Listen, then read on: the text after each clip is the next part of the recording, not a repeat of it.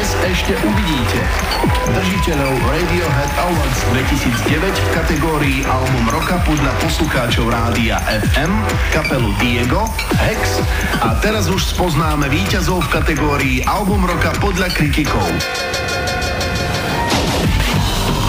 Cenu Album roka 2010 podľa kritikov prichádzajú odozdať Juraj Kušnírik, zástupca týždenníka Týždeň a držiteľ ceny Album roka podľa kritikov za rok 2009 The Autumnist. Dobrý večer. Toto je držiteľ ceny kritikov Radiohead Awards za rok 2009 The Autumnist. A toto je držiteľ obálky ceny kritikov za rok 2010. Áno, a nevieme, čo v nej je. Počúvaj, Vlado, teba zaujíma, čo kritici píšu a hovoria? Určite, keď chvália, tak ma to zaujíma, keď nechvália, tak ma to nezaujíma. Áno? A viac chvália, alebo viac akože ako kritizujú? Ty skôr kritizuješ, ja kritizujem, iní skôr chvália, ale tak... Teba kritizujem. Kritika posúva človeka dopredu. Cena kritikov to je tá cena, ktorú dávajú ľudia, ktorí hudbu nerobia, ale len o nej rozprávajú, alebo o nej píšu. A spravidla vyberú také veci, ktoré sa nepáčia nikomu inému, len im. Ale v prípade Radiohead Awards je to troška iné, pretože to, čo vybrali kritici, je veľmi podobné to, čo vybrali nekritici. Ja. Ty? To, čo by vybral, čiže tá petica nominovaných sa prekrýva v podstate s tým, čo by vybral napríklad Vlado Ďurajka alias The Autumnist. Takže ja myslím, že by sme si mohli tie nominácie povedať, či čo? Tak dáme nominácie? Nominácie. Nominovaní Radiohead Awards 2010. V kategórii Album roka 2010 cena kritikov sú nominovaní Bene a Strata Soul, slovenčina pre samoukov. Všetky sú plavky do Bratislavy, sú plné. Sedia tam sústružníci, murári a technici. Jana Kiršner, Krajina rovina. Ja jasné ako jednoduchá vec, spomienka minulého leta, čo patrí len nám. Puding pani Elvisovej, Pí.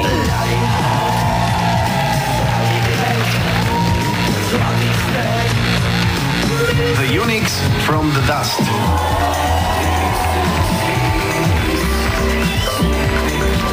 You Coco, Big Now.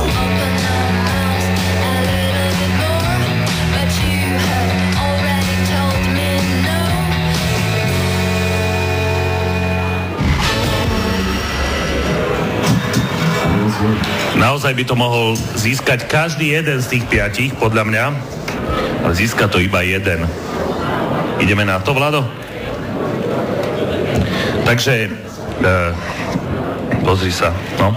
Cenu kritikov, konkrétne Junáka s rádiom namiesto hlavy, za najlepší album vydaný v roku 2010 získava skupina The Unix.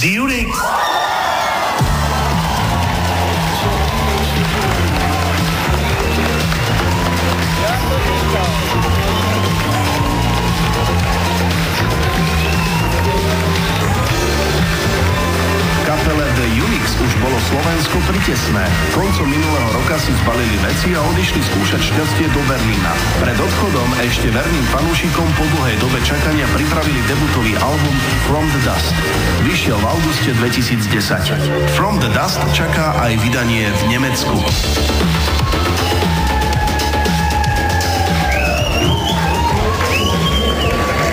Nečakali sme túto cenu, čakali sme inú cenu. Tu sme nedostali a neviem, ďakujeme. Ďakujeme asociácii mladých umelcov a takisto ďakujeme tejto krajine, že nám umožnila slobodne sa odsťahovať a ďakujeme, fakt. Díky.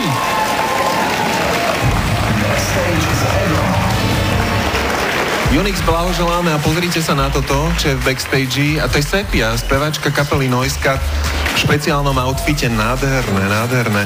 Špohnúť si chcela však? Dali sme si záležať, celá kapela. Škoda, že tu nie sú chlapci so mnou.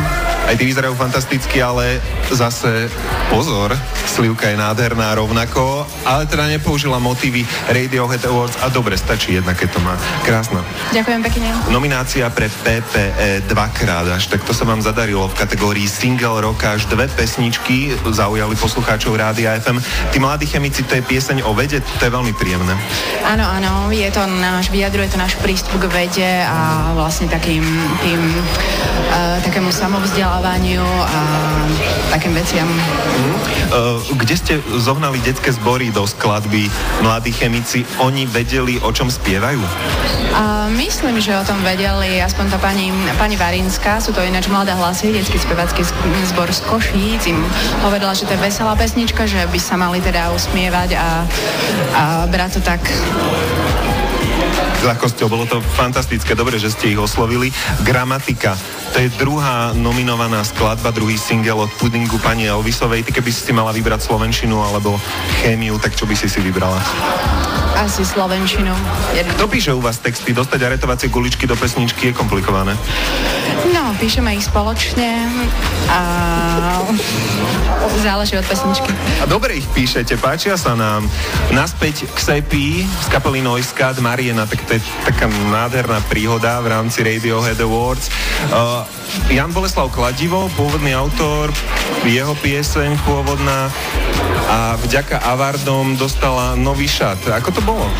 Áno, bolo to presne tak, že pred rokom sme dostali takú úlohu, zadanie od Rádia FM, že či by sme nevyrobili niečo spoločné s Kladivom, s majstrom Kladivom, ale nevedeli sme čo, nič nové sa nám nedarilo, nech sa nám to nepáčilo a potom zrazu Biba, naša manažérka, si spomenula na staré časy Ragtimeu a povedala, že Mariena, že to bude to.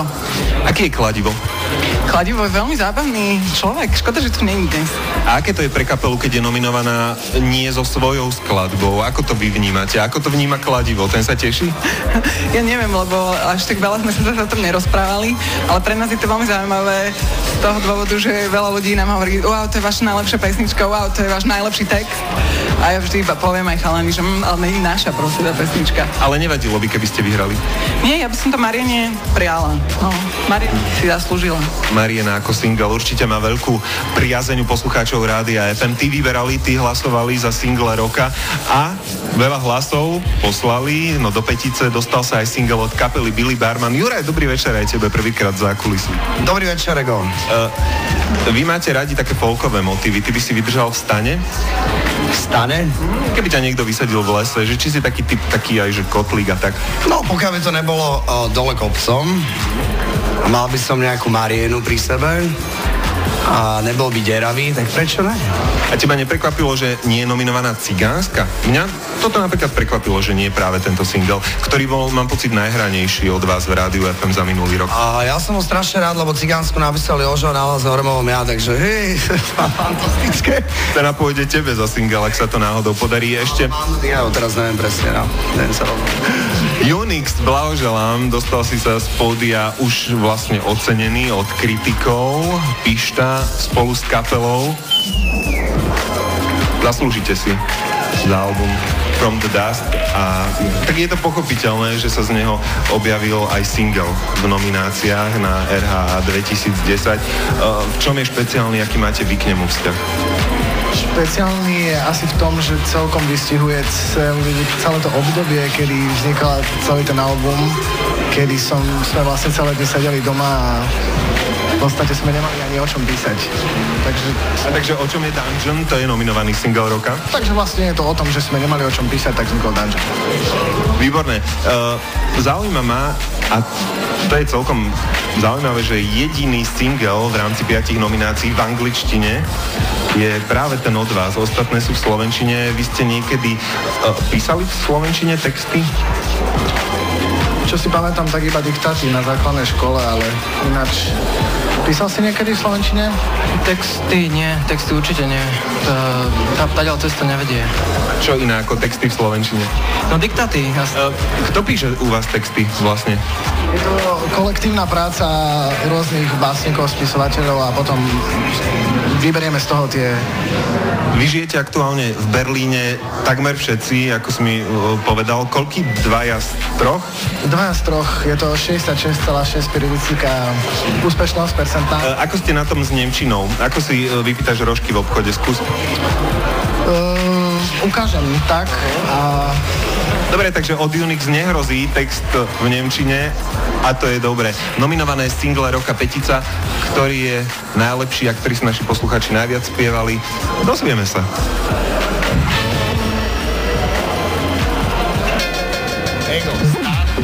Dnes ešte uvidíte Diego a spoznáme víťazov v kategóriách Single roka a hlavnej ceny Album roka.